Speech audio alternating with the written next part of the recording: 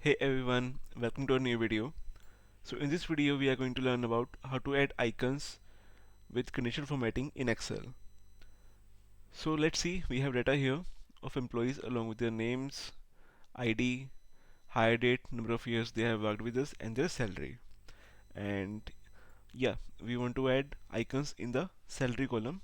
So I will just choose this column, then go to Home tab, come to conditional formatting and check for icon sets. So it gives us lots of options here like arrows, traffic lights, indicators, and you can check how many icons it is providing. If it is three arrows, so it will divide our data into three parts. If there are, like here, there are five icons, so it will divide our data into five parts. These four arrows will divide our data into four parts. So what I want right now is to divide our data into three parts. That is three arrows. The upward arrow indicates the uh, top 33% of the data, and the right arrow indicates the data between about 67% to 33%, and down arrow represents the data below 33% of the total value. So yes, let's see how it works. Yeah, like this.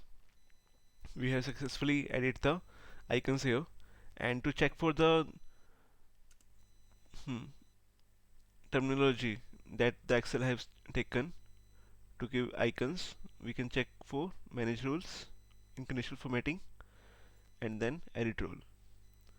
And we can see that its rules, when the value is above 67%, it is providing the up arrow, and when it is uh, between 67 and 33%, it is providing right arrow, and when it is below 33%, it is providing the down arrow.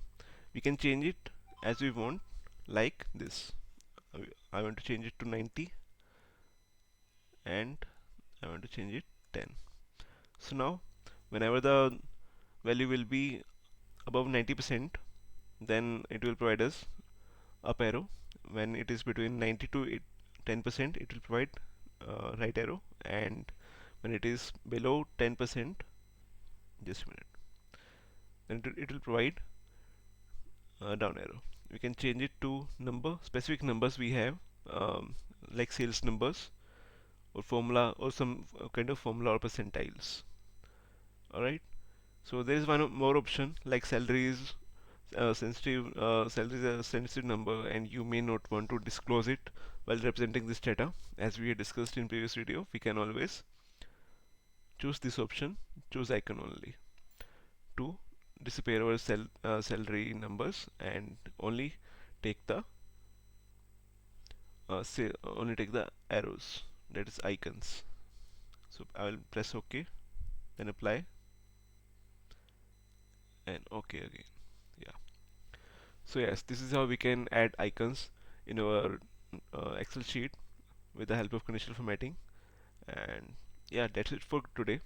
And yes, if you like your content, please like, subscribe, and share this video with your friends. And if you have any queries, you can please put down into our comment section.